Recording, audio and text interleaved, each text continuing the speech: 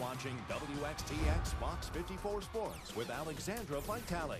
The Auburn Tigers look to bounce back from their loss against Tennessee when they hosted them tonight at Auburn Arena. Unfortunately, the Tigers fell short, 82-54 the final. Jarnell Stokes had 20.7 rebounds and 7 assists to help his Volunteers get the win tonight. The Columbus Cottonmouths have 9 games left, and just the other night, the Snakes posted their 3rd straight win. More importantly than that, they gained 6 crucial points in the crowded SPHL standings. The Snakes are now tied for 7th place with the Mississippi Surge, 9 points ahead of the Fire Ants. Last place Bloomington is 3 points behind Fayetteville. The Ice Bears slipped into 6th place, 1 point ahead of the Snakes and Surge after shutting out Bloomington. Here's what some of the guys had to say after today's practice as they prepare for tomorrow's game against Fayetteville.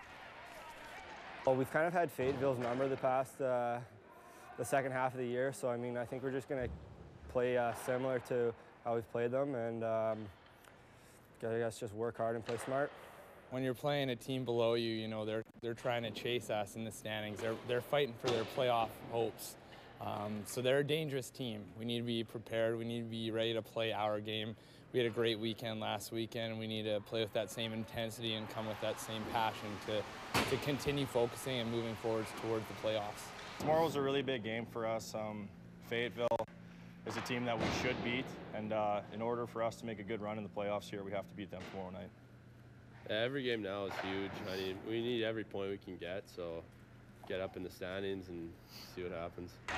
Starting tomorrow, you can see what happens. The Snakes have 3 straight home games. First tomorrow night at Fayetteville when they come to the Snake Pit. Then Bloomington is the Snakes' opponent for Friday and Saturday nights. Game time for all 3 is set for 7:30 Eastern. All right, switching to college football yesterday at Auburn, the NFL scouts came to town, recapping Auburn's pro day. Many of the guys who helped the Auburn Tigers win the SEC and play for the national championship showcased their skills to the scouts. Greg Robinson, Trey Mason, and one of the biggest risers in this year's draft, D. Ford. First, the focus is on Ford, who says he's better than Jadeveon Clowney.